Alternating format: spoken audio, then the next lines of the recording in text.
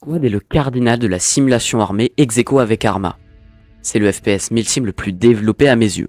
FPS milsim, je le rappelle, c'est contraire au FPS shooter. Là où Arma se passe exclusivement dans les années 70 à 80, voire même 2000, Squad est pour le coup totalement modulable avec des mods. Mais globalement, ce sont des majorités de conflits contemporains qui peuvent faire affronter la Turquie et les États-Unis comme l'Ukraine et la Russie. Je vous laisse deviner lequel est fictif. Évidemment, c'est un jeu vidéo, donc on retrouve des modes de jeu dont le principal est la capture de points. La capture de points est en deux dispositions. Celle où l'on connaît les prochains points que nous allons capturer et celle où on ne les connaît pas. C'est-à-dire qu'ils sont surprises. Nous connaîtrons que le prochain point à capturer, sur 3 choix, il n'y en aura qu'un. Dans le cas où on connaît la position des prochains points à capturer sur la carte, le commandant peut décider de séparer les escouades pour gagner du temps, quitte à perdre de la puissance de feu en cas de contact.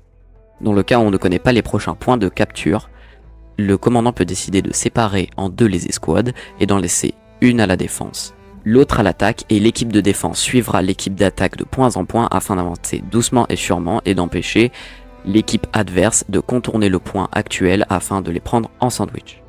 Le jeu fonctionne avec des tickets. Une mort est équivaut à un ticket, ce qui ne décourage les escouades et les soldats d'abandonner lorsqu'ils sont blessés. A l'inverse de Hell Let Loose où le jeu comporte aucun ticket, les médics ne sont même pas ni pivots dans ce jeu. Alors que sur Hell Let Loose, abandonner est plus rapide, donc le temps d'attente post-mortem n'est rien. En attendant, sur Squad, le système de tickets est important, puisqu'une mort d'infanterie est égale à un ticket en moins. Mais ce n'est pas tout. Les véhicules coûteront plus de tickets si on vient à leur perte. Par exemple, selon l'équipe, le chiffre change, mais un char lourd va coûter beaucoup plus qu'un véhicule de transport léger, ou un véhicule de logistique va coûter beaucoup plus cher qu'un véhicule monoplace. En tickets du moins. Même la capture de points coûte des tickets à l'équipe adverse, et la destruction de spawn aussi. En revanche, on peut regagner des tickets, ou en fait les voler à l'équipe adverse, car quand on capture un point par exemple, en réalité on ne fait que voler les tickets à l'équipe adverse, alors qu'une mort les détruit. Vous l'aurez compris, la coopération est cruciale dans ce jeu, et donc la hiérarchie aussi. En commençant avec le plus haut, le commandement, qui comporte un commandant et des squad leaders. Le commandant parle aux squad leaders à l'aide d'une radio qui leur est propre, et les squad leaders parlent à leurs membres grâce à une radio qui leur est propre tout autant. Les squad leaders ont sous leur aile plusieurs soldats qui peuvent être de familles différentes. L'infanterie, les blindés, la reconnaissance ou les soutiens, les plus importants.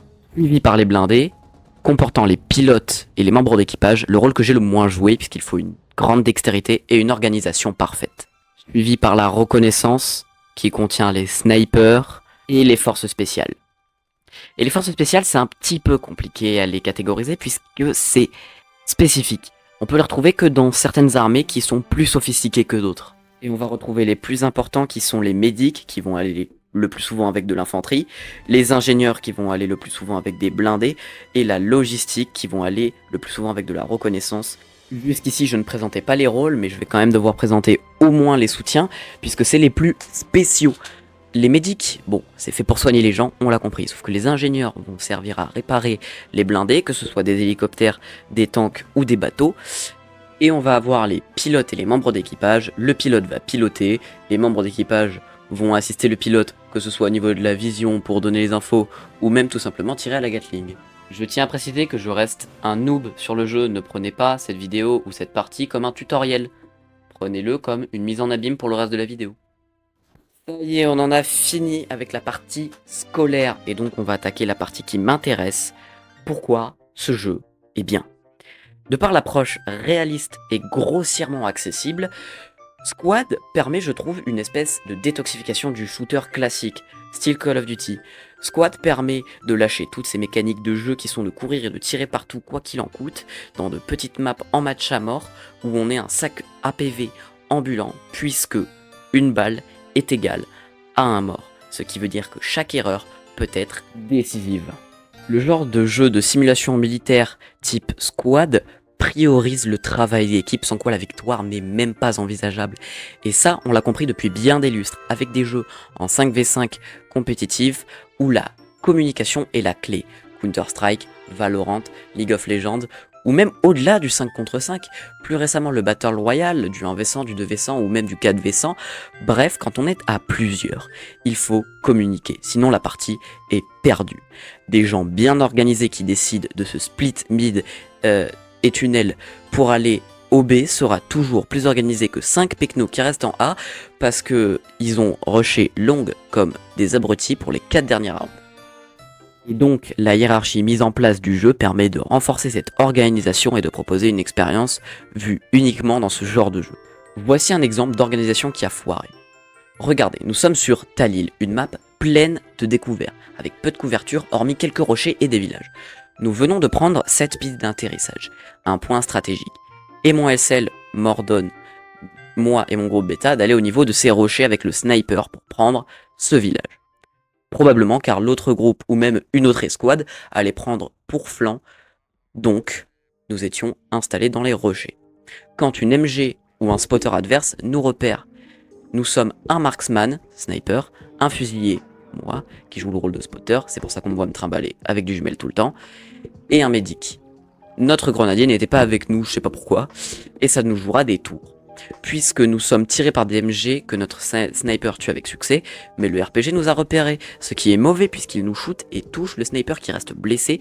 Il se fera traiter par le mortier qui nous tombera dessus un peu plus tard, tuant le sniper et le médic. Je me retrouve tout seul. Je me retrouve seul avec une arme de moyenne portée alors qu'ils sont à plusieurs centaines de mètres devant moi. Le mortier ne connaissant pas exactement ma position exacte, pilonnera à cet endroit pendant plusieurs minutes. Les hélicos me tournent autour et ont dû me repérer puisque j'ai fini troué à la doucette par un véhicule armé léger. Et même si on a fini par perdre la partie, je trouve cette action, que c'est une de mes meilleures en fait.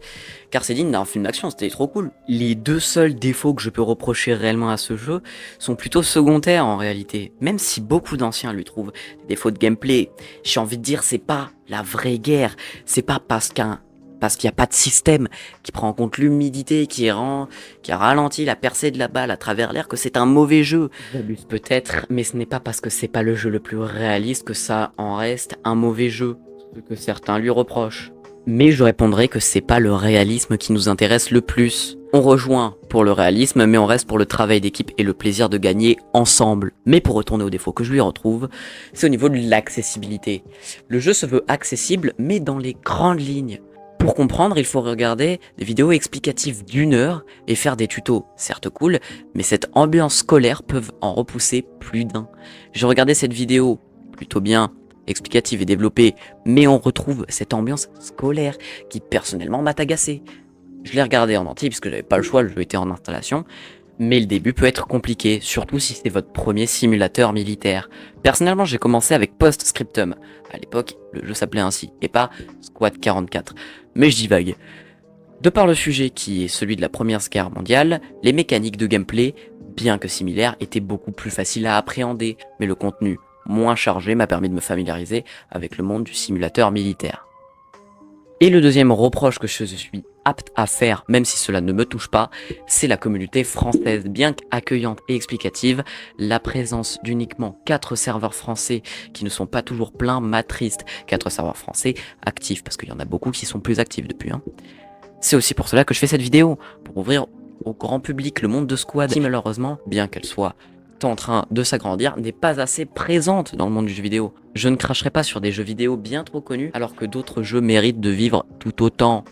À mon goût, lorsque Dark Vador met un coup de pompe à John Cena avec Skibidi Toilet dans le dos, c'est chaud, et il y a que moi qui vois le problème, alors que beaucoup d'autres jeux méritent de voir le devant de la scène à mon goût. Mais ça, ce n'est que mon avis qui est totalement subjectif. Vous êtes libre d'adorer Fortnite, mais jetez un coup d'œil aux jeux vidéo indés, ou aux anciens jeux qui sont parfois des pépites. Alors, pourquoi y jouer du coup? C'est le titre de la vidéo, non? Eh bien déjà, le sound design et les graphismes, bien que secondaires, sont franchement pas mal. Surtout le sound design, qui est la marque de Off-World. Tous les sons sont excellents. Des échos de véhicules jusqu'au son des balles traçantes, le sound design s'approche de la perfection. Ensuite, je dirais que les combats sont épiques. Et de plus, de par le gameplay et les tactiques quand elles réussissent, on sait apprécier une victoire. Et on ne manque pas de la montrer respectueusement à nos adversaires. Ce qui nous mène à la communauté. Bien qu'on s'amuse à taunt les autres, on accepte de se faire taunt. Et la communauté, bien que parfois conservatrice, ne cesse de croître. Et les joueurs sont tous gentils, même si c'est quand même vachement utopique de dire ça.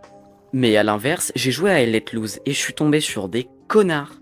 Mais dans Squad, en quelques dizaines d'heures et en une centaine d'heures de jeu sur Squad 44, je me souviens pas avoir eu de conversation cancer. Les TK intentionnels sont très rares et la plupart du temps ce sont des blagues, bien ou mal reçues. Mais la majorité des défauts sont secondaires. Et c'est bien pour ça que je vous demande de vous renseigner, au moins de vous renseigner sur les simulations militaires. Vous n'êtes pas obligé d'en acheter, mais renseignez-vous. C'est hyper cool. Je vous conseille la chaîne de Ratmoti qui s'affiche à l'écran. C'est en anglais, si vous comprenez l'anglais, vous devriez kiffer. J'aime beaucoup ces vidéos, il y a toute une partie explicative de l'histoire, de la guerre, tout ça, et il y a toute une autre partie de gameplay, et au final, on se retrouve à vouloir skip la partie d'explication, mais non, on finit par rester dedans, et c'est plutôt cool. En tout cas, j'espère sincèrement que cette vidéo vous a plu, et si vous êtes arrivé jusqu'à la fin, faites-le moi savoir, dites-moi ce que je peux améliorer. Je vous avais dit que la chaîne allait prendre un tournant, je vous avais pas menti. Merci de m'avoir écouté, et à la prochaine.